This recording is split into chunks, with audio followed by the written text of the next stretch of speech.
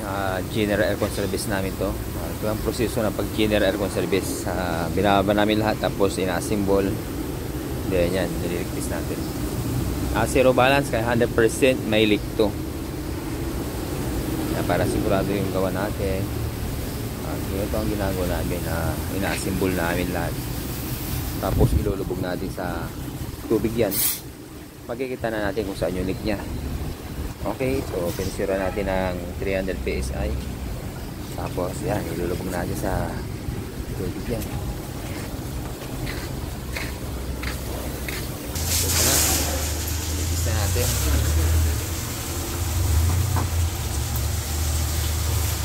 Patay, Adler! Patay! Patay!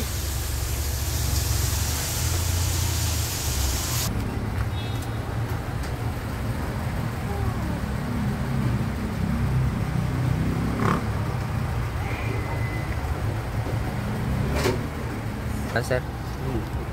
Yun o. Sa ano? Condenser? Pa isa-isa.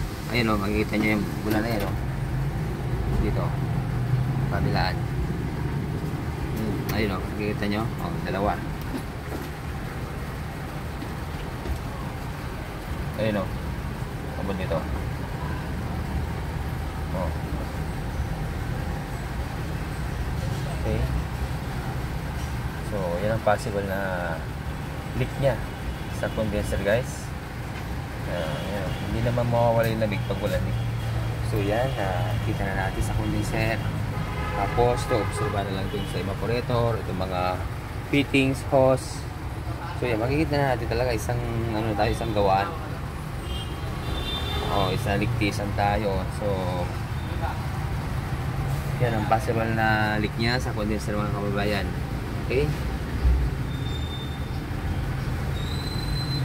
Yun o.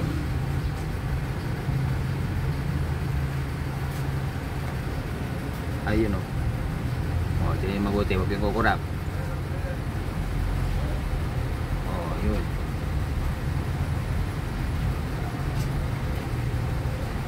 Okay. Yan. Condenser na. Tapos, obserbahan na lang natin to. Then pag wala na, yun ang papalitan natin yung condenser. Tapos yung compressor, lagyan natin na langis. Okay, yan ang proseso ng pag general aircon service. Dito yan, guys. So dito yan sa second gen na CRV. Yan, di naman namin lahat to. Okay, condition natin to, guys. Palalamigin natin to.